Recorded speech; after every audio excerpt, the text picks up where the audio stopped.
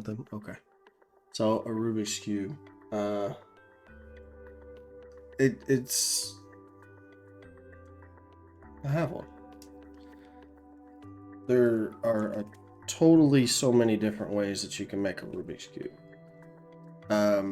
But the simplest way is to have a core that looks like just 3 crossed lines on an X, Y, and Z axis, and then the end caps, which are like the center portions. And then you mechanically design the corners to where they can slide in to the cube. Like you put them in, and then you can slide it into it, and it rotates around. Oh, I'm covering it with my hand. It rotates around that way. You see how it's still kind of loose though because there's no center cube? And then the edge pieces all snap together.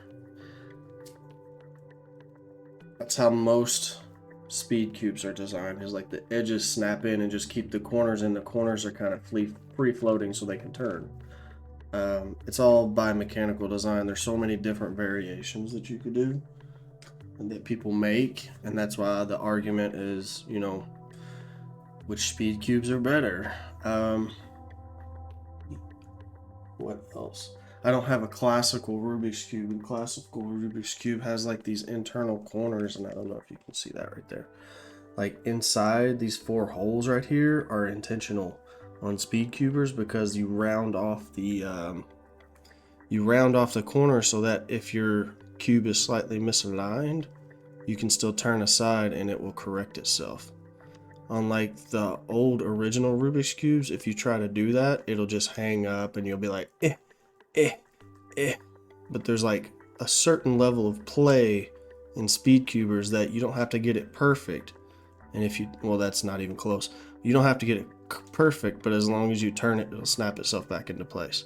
So there's a lot of different designs that you could go with.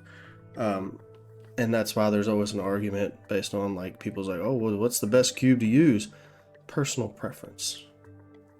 That's the best cube to use.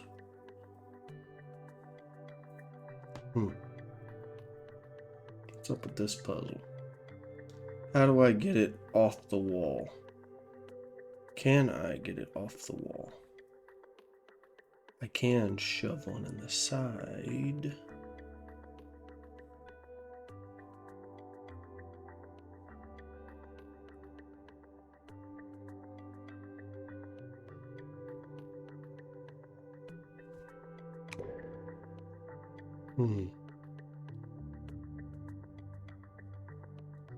Perfect.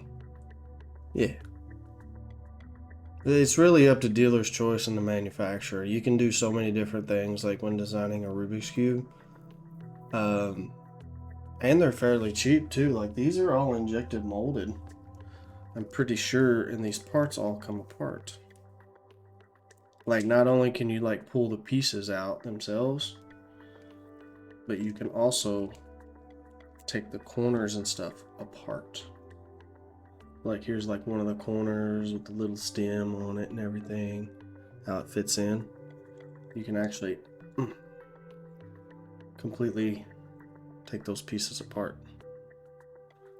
So it's all like injected molding plastic components.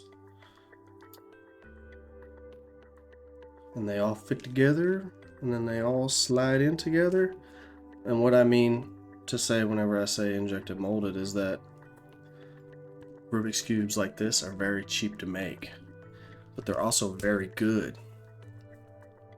They're very good at playing with because of the rounded corners and stuff. There's a lot of really good thought processes that went into making that cube from an engineering standpoint.